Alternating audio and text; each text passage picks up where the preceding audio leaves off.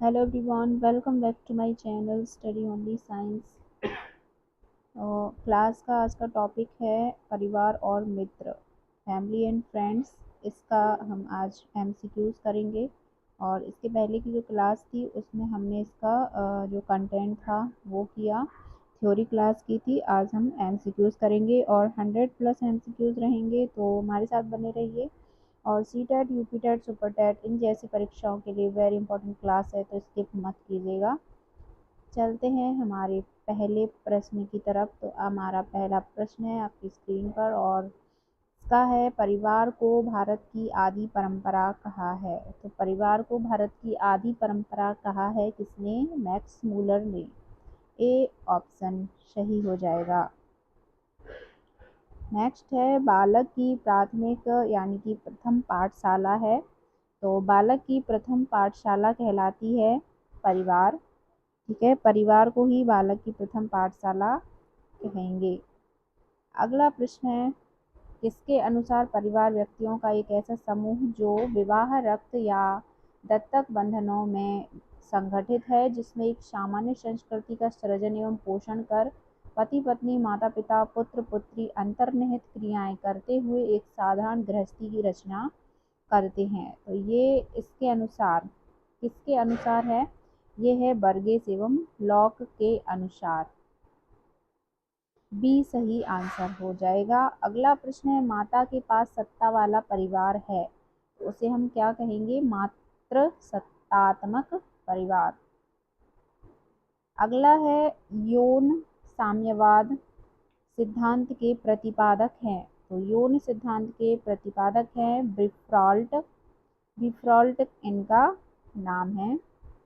अगला है, उद्विकाशय सिद्धांत के प्रवर्तक हैं। तो उद्विकाशय सिद्धांत के प्रवर्तक है मॉर्गन। और नेक्स्ट है, मात्र सत्तात्मक सिद्धांत के समर्थक व प्रवर्तक हैं। तो मात्र सत्तात्मक के समर्थन और प्रवर्तक कहा गया है टायलर को। अगला है इसी के साथ प्रश्न, एक विवाह सिद्धांत के प्रतिपादक हैं। तो एक विवाह सिद्धांत के प्रतिपादक हैं वेस्टरमार्क। नेक्स्ट है, परिवार में पति पत्नी का संबंध है, तो उसे कहते हैं दाम्पत्य संबंध। अगला प्रश्न है, माता पिता एवं बच्चों के संबंध तथा भाई बहन के संबंध हैं, तो इन्हें संबंधों को कहते हैं सहोदर संबंध। अगला है, परिवार का सबसे छोटा रूप होता है, तो वो उसे कहते हैं नाभिक परिवार यानी न्यूक्लियर फैमिली। अगला प्रश्न है, किस परिवार में बच्चों में आत्मनिर्भरता एवं निर्णय लेने की क्षमता का विकास होता है? तो इसका आंसर है एकल परिवार में। जब इंसान अकेला रहता है तभी वह आत्मनिर्भर हो सकता है और स्वयं से निर्णय ले सकता है। अगला प्रश्न है, एकाकीपन की भावना होती है। तो एकाकीपन यानी अकेलापन, ये भावना होती है एकल परिवार में। अगला है, वह परिवार जिसमें पति और पत्नी बच्चे के साथ या बच्चों के बिना हो, वह कौन सा परिवार है? तो पति और पत्नी बच्चे के साथ या उनके बिना हो, तो ऐसे परिवार को कहा जाता है मूल एकल परिवार। नेक्स्ट है, वह परिवार जिसमें माता पिता व अविवाहित बच्चों के अतिरिक्त उनके या एक से अधिक अविवाहित, तलाकशुदा या विधुर विधवा संबंधी रहते हों, वह कौन सा परिवार है? तो इस प्रकार के परिवार कहलाते हैं अनुपूरित एकल परिवार। नेक्स्ट है, वह परिवार जिसमें कोई विधवा विधुर अपने अविवाहित बच्चों या सगे भाई बहनों जो या तो अविवाहित हो या विधवा विधुर या तलाकशुदा हो के साथ रहते हो, वो कौन सा परिवार है? तो इस प्रकार के परिवार कहलाते हैं उपमूल परिवार। उपमूल परिवार। अगला है, वह परिवार जिसमें कोई विधवा अथवा अपने अविवाहित बच्चों के साथ अपने विधवा सास के पास रहे, तो ऐसे परिवारों को कहा जा गया है अनुपूरित मूल परिवार। अगला है, किसके द्वारा जहां घोषणा की गई कि अगर कोई हिंदू शिक्षा के द्वारा कोई संपत्ति बनाता है तो यहाँ उसकी व्यक्तिगत संपत्ति होगी, चाहे उसकी शिक्षा का खर्च संयुक्त परिवार द्वारा उठाया गया हो। तो किसके द्वारा ये घोषणा की गई है? तो इसका आंसर है हिंदू विद्या धन अधिनियम 1930 के अनुसार। अगला प्रश्न है, ऐसा सामाजिक समूह जिसका एक सामान्य निवास होता है, आर्थिक सहयोग होता है तथा जिसमें प्रजनन क्रिया पाई जाती है। तो ऐसा समूह कहलाता है परिवार, उसे हम परिवार कहते हैं। अगला है, रीड के अनुसार कौन सा परिवार का मुख्य कार्य नहीं है। तो कौन सा परिवार का मुख्य कार्य नहीं होगा, सामाजिक सुरक्षा। नेक्स्ट है, जिस परिवार में हम जन्म लेते हैं और जिस परिवार में हम जन्म देते हैं उन्हें क्रमशः कहा जाता है, इन्हें कहा जाता है प्रभव परिवार एवं प्रजनन परिवार। ए सही हो जाएगा। नेक्स्ट है, ऑग वर्ण और निम्नकॉफ के अनुसार कौन सा परिवार का मुख्य कार्य नहीं है। तो कौन सा मुख्य कार्य नहीं, क्रीड़ा प्रशिक्षण। ठीक है, स्नेह व प्रेम, आर्थिक कार्य और रक्षा संबंधी कार्य ये है, क्रीड़ा प्रशिक्षण कार्य नहीं है। नेक्स्ट है, आई.पी. देसाई और एम.के. कपाड़िया के योगदान की संबद्धता है। तो क्या है, परिवार व्यवस्था। अगला प्रश्न है, किंग्सले डेविस ने किस पारिवारिक कार्य पर बल नहीं दिया है। तो किस पर बल नहीं दिया है, धर्म का पालन, प्रजनन, स्थान निर्धारण या समाजीकरण। तो इन्होंने किस पर बल नहीं दिया है, इसका आंसर है धर्म का पालन। नेक्स्ट प्रश्न है, संयुक्त परिवार प्रणाली में परिवार के सभी सदस्यों पर किसका नियंत्रण रहता है। तो किसका नियंत्रण रहता है इस पे, पिता का, परिवार के मुखिया का या माता का या उक्त सभी का। तो नियंत्रण पूछा गया है तो परिवार के मुखिया का नियंत्रण रहता है। अगला प्रश्न है, उत्तराधिकार का वह नियम जिसमें सदस्य जन्म से ही पारिवारिक संपत्ति का अधिकारी बन जाता है होता है। तो वो क्या होता है, आंसर है मिताक्षरा होता है। बी आंसर सही हो जाएगा। अगला प्रश्न, लड़के लड़कियों की अपेक्षा अधिक बुद्धिमान होते हैं, यह कथन। तो यह कथन किस तरह का है, सही है या सही हो सकता है या बुद्धि के भिन्न पक्षों के लिए सही है। तो इसका आंसर है लैंगिक पूर्वाग्रह को प्रदर्शित करता है। डी आंसर होगा इसका। अगला है, शारदा एक्ट का संबंध निम्न में से किससे है। तो शारदा एक्ट का संबंध जो है वो है हमारा अनिवार्य शिक्षा से। ठीक है, इसका आंसर हो जाएगा हमारा अनिवार्य शिक्षा से। अगला है, मिताक्षरा नियम के प्रवर्तक हैं। मिताक्षरा नियम के प्रवर्तक कौन है, विज्ञानेश्वर। फिर नेक्स्ट प्रश्न है, एक विवाह ही विवाह का सच्चा स्वरूप है और रहेगा, किसने कहा। ये कहा है मेलिनोवस्की ने कहा है। नेक्स्ट है, विद्यालय को बचपन का घर किसने कहा है। विद्यालय को बचपन का घर मोंटेसरी ने कहा है। फिर नेक्स्ट प्रश्न है, परिवार शिक्षा का सर्वोत्तम स्थान और बालक का प्रथम विद्यालय यह किसने कहा है। ये कथन आपको याद रखना है, ये पेस्टोलॉजी ने कहा है। ए सही आंसर है। अगला प्रश्न है, परंपरागत हिंदू परिवार का स्वरूप किस प्रकार का था। तो परंपरागत हिंदू परिवार का स्वरूप जो है वो था संयुक्त परिवार जैसा। फिर अगला प्रश्न है, मैकाइवर एवं पेज के अनुसार समाज के लिए निम्नलिखित में से कौन सी बात आवश्यक है। तो कौन सी बात आवश्यक है, ये सभी हैं, क्योंकि व्यक्तियों की बहुलता होती है, सामाजिक संबंध बनते हैं, अंतः क्रिया भी होती है सामाजिक। अगला प्रश्न पे बढ़ते हैं। सॉरी, एकल परिवार में बच्चों में कौन सा गुण विकसित होने की संभावना अधिक रहती है। तो ये संभावना होती है एकाकीपन, आत्मनिर्भरता और स्वयं निर्णय लेने की क्षमता। तो उक्त सभी हमारा आंसर हो जाएगा। इसी तरह अगला प्रश्न है, हिस्ट्री ऑफ ह्यूमन मैरिज नामक पुस्तक के लेखक निम्न में से कौन है। वेरी इंपॉर्टेंट प्रश्न है, इस पे इंपॉर्टेंट लगा लेना। तो इसका आंसर है वेस्टरमार्क। ए आंसर करेक्ट हो जाएगा। अगला प्रश्न है, परिवार शब्द अंग्रेजी शब्द फैमिली का हिंदी रूपांतर है। फैमिली शब्द की उत्पत्ति लैटिन भाषा के किस शब्द से हुई है। तो ये फैमुलस से हुई है, फैमुलस शब्द से हुई है। अगला प्रश्न है, निम्नलिखित में से कौन सा कथन सही है? तो इनमें से कौन सा कथन सही है? परिवार एक संस्था है, ए ऑप्शन सही है। अगला प्रश्न है, किसी भी समाज में परिवार उदाहरण है? तो किसी भी समाज में परिवार उदाहरण होता है प्राथमिक समूह, इनमें से प्राथमिक समूह का। अगला है, जिस परिवार में व्यक्ति जन्म लेता है उसे क्या कहते हैं? उसे कहते हैं जन्म का परिवार।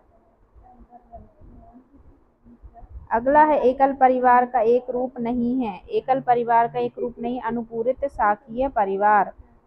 फिर है, परिवार की उत्पत्ति के विकासवादी सिद्धांत के समर्थक हैं? कौन है? वेस्टरमार्क और लुईस मॉर्गन, वेस्टरमार्क और लुईस मॉर्गन। अगला है, एक पत्नी के एक से अधिक पति वाला परिवार क्या कहलाता है? उसे कहते हैं बहुपति परिवार, ए ऑप्शन है। अगला है, मातृ सत्तात्मक परिवार कहाँ पाए जाते हैं? तो इस प्रकार के परिवार पाए जाते हैं भारत में असम की खासी और गारो जनजातियों में, तो सी ऑप्शन सही हो जाएगा। अगला है, संयुक्त परिवार की विशेषता है? संयुक्त परिवार की विशेषता है सहभोजिता, सहनिवास, संपत्ति में सहभागिता, उपरोक्त सभी आंसर हो जाएगा इसका। अगला प्रश्न, यदि आप चाहते हैं कि बालक सुंदर वस्तु की प्रशंसा और निर्माण करे तो उसके चारों ओर सुंदर वस्तु प्रस्तुत कीजिए। यह कथन किसका है? यह कथन है प्लेटो का, बी ऑप्शन सही है। अगला है, बालक नागरिकता का प्रथम पाठ माता के चुंबन और पिता के संरक्षण के बीच सीखता है, यह कथन किस दार्शनिक का है? तो ये कथन दिया था मैजनी ने, मैजनी का ये कथन है। अगला है, सामूहिक प्रतिनिधान या चेतना के आधार पर व्यक्ति और समाज के बारे में किस विद्वान ने सिद्धांत प्रतिपादित किया? तो किसने प्रतिपादित? दुर्खीम ने कहा था, ठीक है। अगला है, कौन सा सिद्धांत व्यक्ति और समाज से संबंधित नहीं है? कौन सा सिद्धांत है उसका? ये आंसर हो जाएगा मार्क्सवादी सिद्धांत, मार्क्सवादी सिद्धांत व्यक्ति और समाज से संबंधित नहीं है।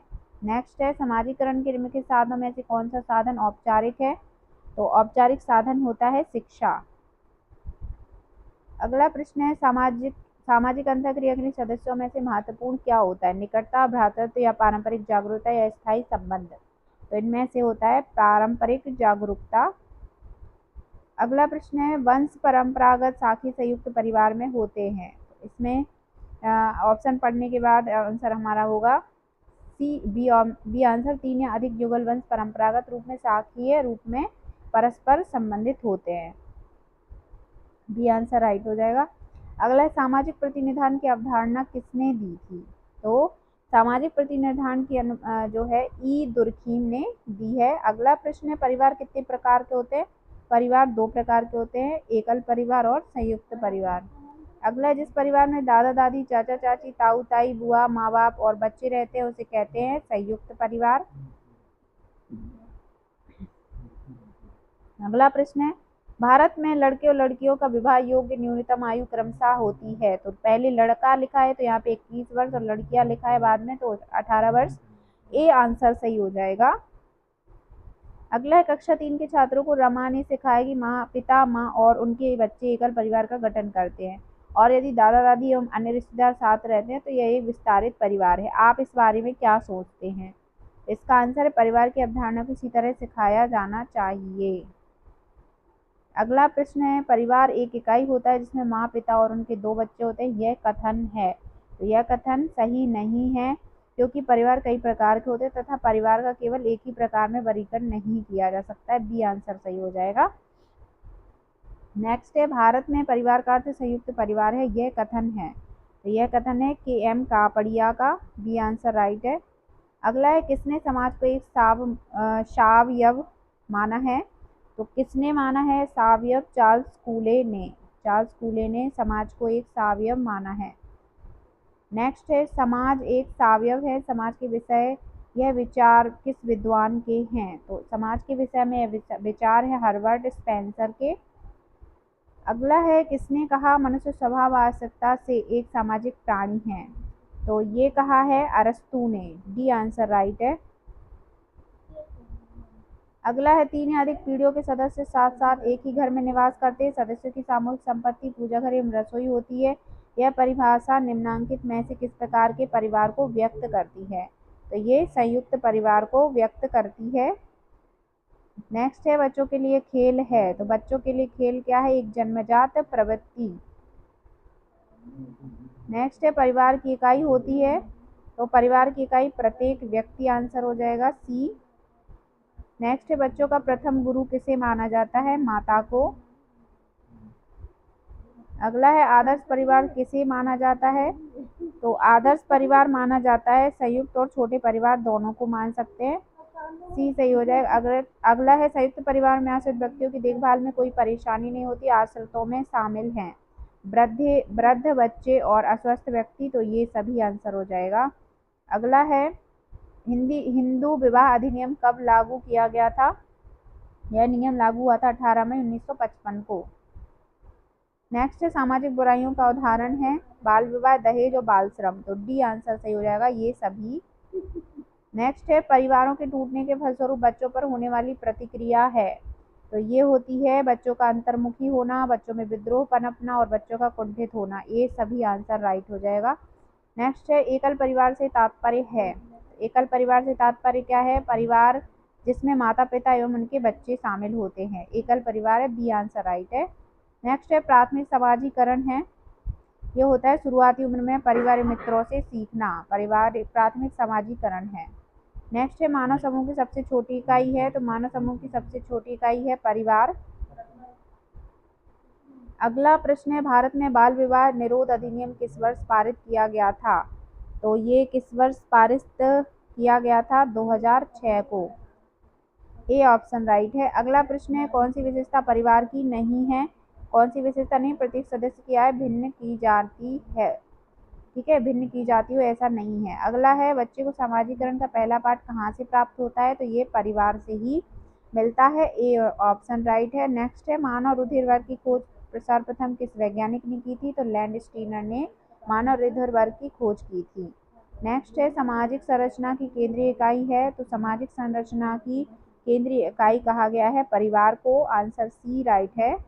अगला है बालक को दिए जाने वाले आराम व निस्वार्थ प्रेम का सर्वोत्तम उदाहरण है। तो ये है वह जिस परिवार में रहता है, सर्वोत्तम उदाहरण निस्वार्थ प्रेम का। अगला है परिवार की परिकल्पना के पीछे आधारभूत तथ्य हैं, वो है मानव का सामाजिक प्राणी होना। ठीक है। नेक्स्ट है लैंगिक विभेद क्या होता है? लैंगिक विभेद होता है समाज में लड़कों एवं लड़कियों के लिए अलग अलग नियम बनाना। सी ऑप्शन राइट हो जाएगा। नेक्स्ट है दो या दो से अधिक नाविक परिवारों द्वारा निर्मित एक परिवार या एक आर्थिक इकाई को कहते हैं विस्तारित परिवार। अगला है पारिवारिक वृक्ष क्या है? किसी परिवार के सदस्यों को दर्शाता है। पारिवारिक वृक्ष जो है परिवार के सदस्यों को दर्शाता है। नेक्स्ट एकल परिवार की अपेक्षा संयुक्त परिवारों में कार्यभार कम होने का कारण है कार्यभार का बंट जाना। ठीक है, ये कारण है। अगला है एकल परिवार के अधिक प्रचलित होने के क्या कारण हैं? तो ये इसके कारण है ये सभी जनसंख्या बढ़ना, महंगाई, कलह की संभावना। नेक्स्ट किसी परिवार को दर्शाया जाता है पारिवारिक वृक्ष से दर्शाया जाता है। अगला है परिवार की परिकल्पना के पीछे आधारभूत तत्व क्या होते हैं? मानव का सामाजिक प्राणी होना, ये आधारभूत तथ्य है। अगला है भारतीय समाज में संयुक्त परिवार ने को प्रोत्साहित किया। तो किसे प्रोत्साहित किया था? सुस्ती एवं परस्पर सहयोग। नेक्स्ट है संयुक्त परिवार में आश्रित व्यक्तियों की देखभाल में कोई परेशानी नहीं होती। आश्रितों में शामिल हैं, ये सभी होते हैं वृद्ध बच्चे और अस्वस्थ व्यक्ति। नेक्स्ट निम्न में से कौन सा कथन सत्य है? तो इनमें से कथन जो है माँ बाप से बच्चों में गुणों के स्थानांतरण को आनुवंशिकता कहते हैं, ये कथन सत्य है। बी आंसर राइट है। अगला है समरक्त संबंध का उदाहरण किस प्रकार के परिवार में परिलक्षित होता है? तो ये होता है एकल परिवार में। ए आंसर राइट है। अगला है विद्यालय परिसर में छात्रों को खेलकूद की क्रियाओं में भाग लेना आवश्यक है क्योंकि ये होता है उपरोक्त सभी से छात्रों को अपनी सृजनात्मक शिक्षा का विकास मिलता है, स्वास्थ्य संवेगों का विकास होता है और शारीरिक विकास उचित ढंग से हो सकता है। और इसी के साथ अगला प्रश्न है परिवार समाज की धुरी है, कथन किसका है? वेरी इंपॉर्टेंट प्रश्न आखिरी में, कामटे का ये कथन है। तो हमारे यहाँ पे 94 क्वेश्चंस कंप्लीट होते हैं। कल की क्लास में हम मित्र, अभी हमने परिवार का टॉपिक कंप्लीट कर लिया, कल हम मित्र इसका पार्ट 2 लेकर आएंगे। तो मिलते हैं अगली क्लास में, तब तक के लिए सभी को बाय बाय, टेक केयर।